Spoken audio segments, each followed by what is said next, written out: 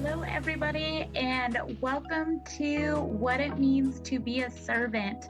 I can't tell you how excited I am that everybody is listening right now and to know that this is going to be a new journey.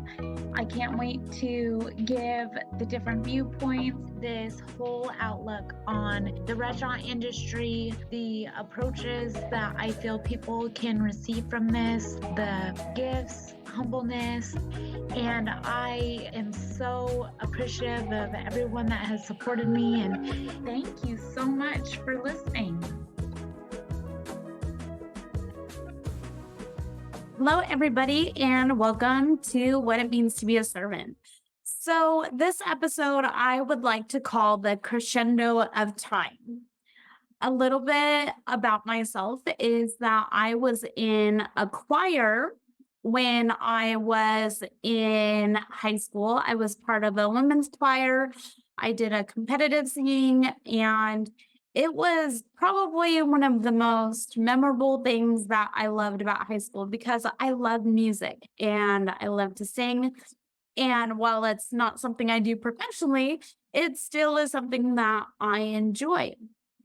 Well, getting into the conversations of how we develop relationships with people and when we're talking to customers, it's all a rhythmatic situation. And, you have the flow of like when people are coming in and they're being sat down, and music choir is the same way. There's a flow, you have your different sections of singing, and you have the altos, you have your sopranos, and you have the music involvement, and it goes the same with the restaurant. It's like you're having to think of all the pieces that make everything come together.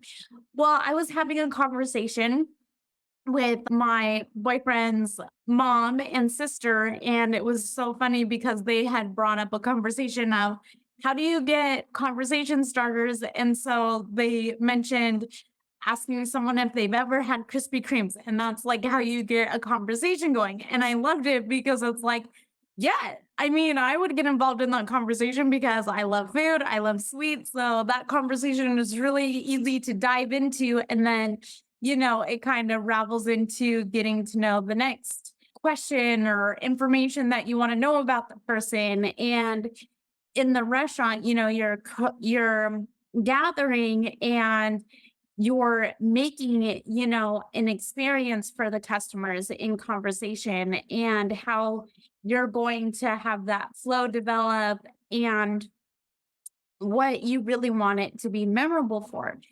And so it's for myself, I've always valued relationships. I valued conversations. I was always hesitant at first, and I was never vulnerable in allowing people to know if I messed up, or, if I needed to remake something. And it was just like not taking accountability. Well, now it's more to the point where it's like, I am very apologetic, or, I let people know this is the situation, and then having confidence in that. And I think so much in life when we have those conversations with the people that we care about, it's a crescendo. So I wanted to read off exactly what crescendo is defined as.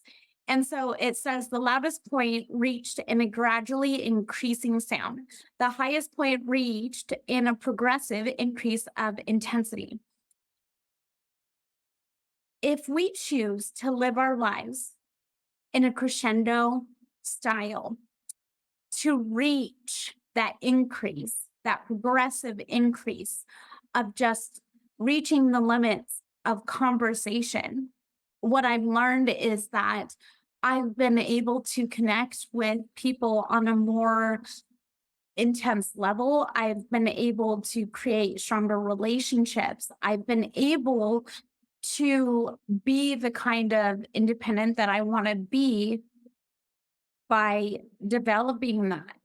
While it wasn't easy, I want to highly encourage individuals that when you're at your tables or you're having a conversation with an individual to reach that crescendo, that intensity.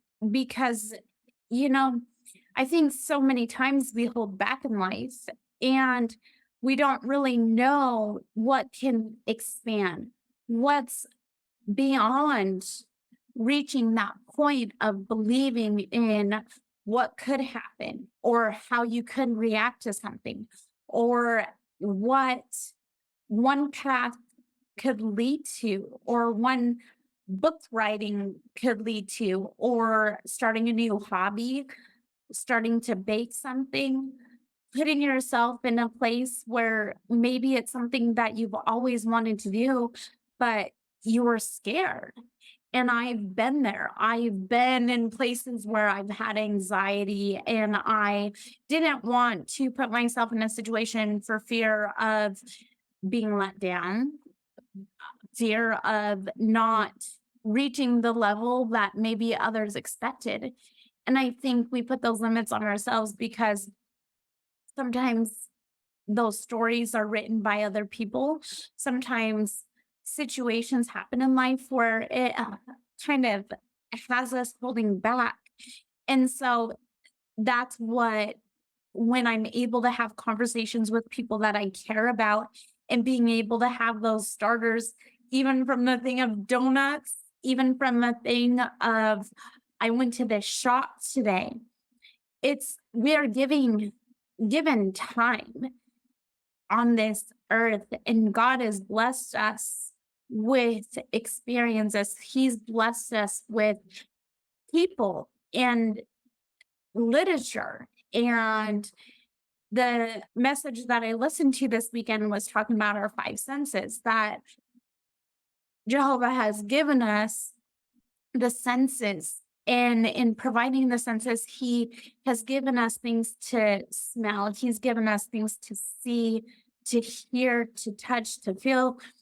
And so it's when we're really able to grasp onto the intensity of life and be like, that is what I want to hit in my life. That is what I want to welcome into a new opportunity, a new pattern, a new path that sometimes we don't even know would be possible 5 years ago, 2 years ago, maybe even 5 minutes.